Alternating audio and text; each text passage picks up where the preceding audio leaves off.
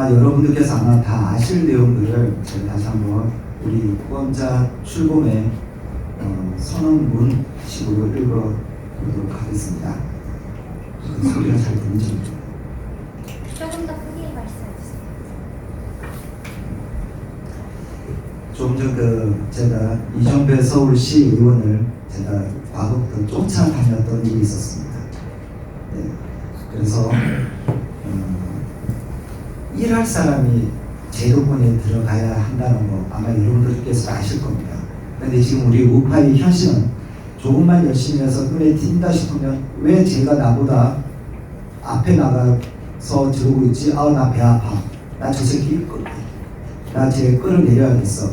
이런 게 사실 우리 우파의 일부 리더들의 심보입니다.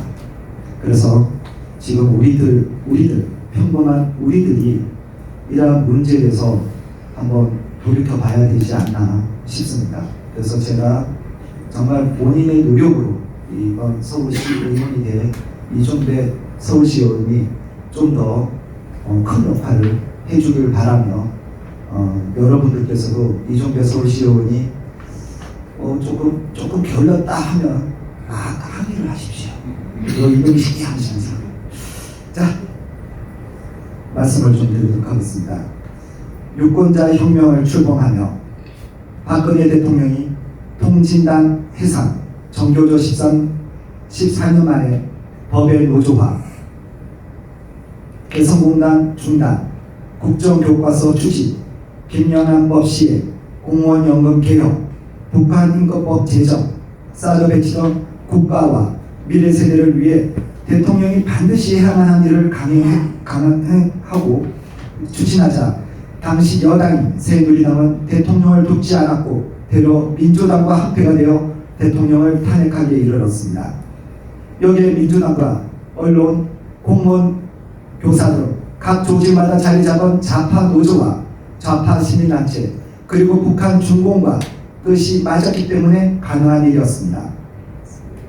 7년이 지났지만 상황은 여전합니다. 윤석열 정부는 국가와 국민을 위해 민노총, 시민단체와 정면전에 제대로 시동을 걸었고 언론과 교육을 바로잡겠다 했습니다. 좌파들은 더 드세졌고 더 발악하고 있습니다. 7년 전과 다를 바 없는 상황이 재현되고 있습니다. 그나마 희망적인 것은 국민이자 유권자인 우리가 달라졌다는 것입니다. 박근혜 대통령을 향한 의회 쿠데타, 사법 쿠데타를 거치고 노골적으로 종중 성향을 드러냈던 문재인 강점기 5년을 보내며 많은 국민들이 개인의 삶과 정치는 불가분의 관계임을 깨달았고 그 각성을 행동으로 옮기는 자유시민이 이 대한민국에서 비로소 탄생한 것입니다. 그러나 아직 체계적인 자유시민운동은 요원한 상황이고 현실은 녹록하지 않습니다. 하지만 더 이상 미룰 수 없었습니다. 이제 말에서 행동으로 옮겨야 하는 시기입니다. 우리 유권자 혁명은 그 여정을 여러분들과 함께 하고자 합니다. 여러분을 포함한 보통의 평범한 국민들은 평생을 열심히 일해서 세금을 내면 나라분들이 알아서 세금 아끼고 우리 자녀들을 더 훌륭하게 교육시키고 세계 강국의 북극이 되도록 국가를 잘 이끌어주겠지 하며 살아왔습니다. 선거 이래 동네 투표소에 나가 마음에 드는 후보에게 한 표를 던지는 것으로 유권자의 모든 권리를 행사한 줄로 생각하고 살았습니다. 하지만 우리를 대신해서 우리의 목소리를 대변하라고 뽑은 정치인들의 모습은 어떻습니까? 문재인 정권과 맞서 싸워야 할 제1야당이었던 국민의힘은 어땠습니까? 쪽수 탓하며 뒷짐만 지고 있던 국회의원, 전세가 유리할 때만 숟가락 없는 국회의원, 집토끼 찬밥 취급하며 중도마 외치는 국회의원, 정체성 잃고 오락가락하는 국회의원, 발목 잡기와 내부 총질만 일삼는 국회의원이 우리가 열심히 일해낸 세금으로 매달 1,300만 원씩 세비를 받고 보좌진들의 인건비와 각종 특권 등 국회의원 1인당 연 7억 원이 넘는 혈세가 들어가는데 이런 국회의원이 여야 총 300명이나 됩니다. 정치는 내 일이 아닌 것처럼 무관심하고 방관하고 침묵하며 다음 선거를 기약하는 것은 스스로 현대판 노예를 자처하는 것입니다.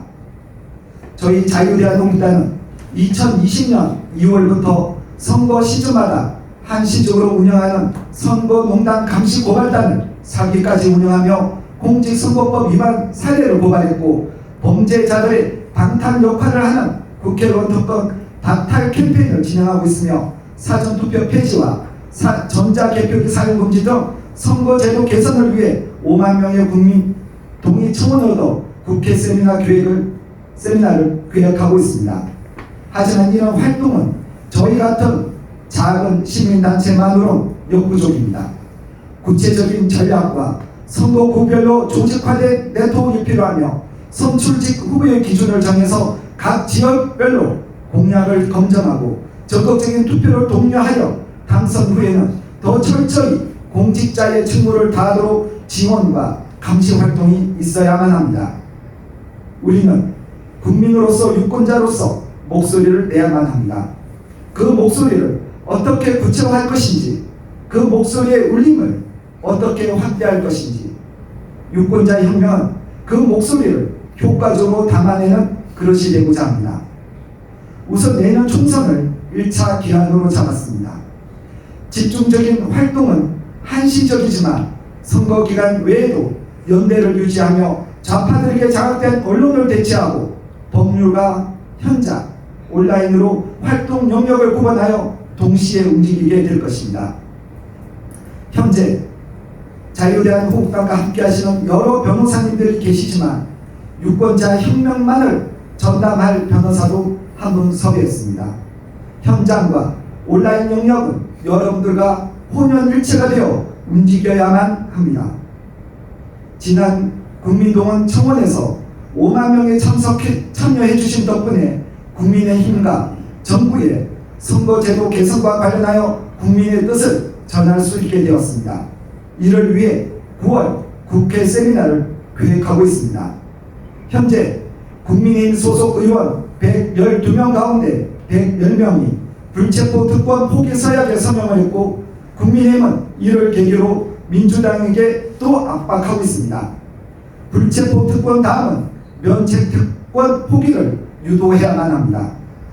국회의원이 면책 특권을 악용하여 가짜 뉴스를 유포하는 못된 습성을 버리도록 해야 합니다.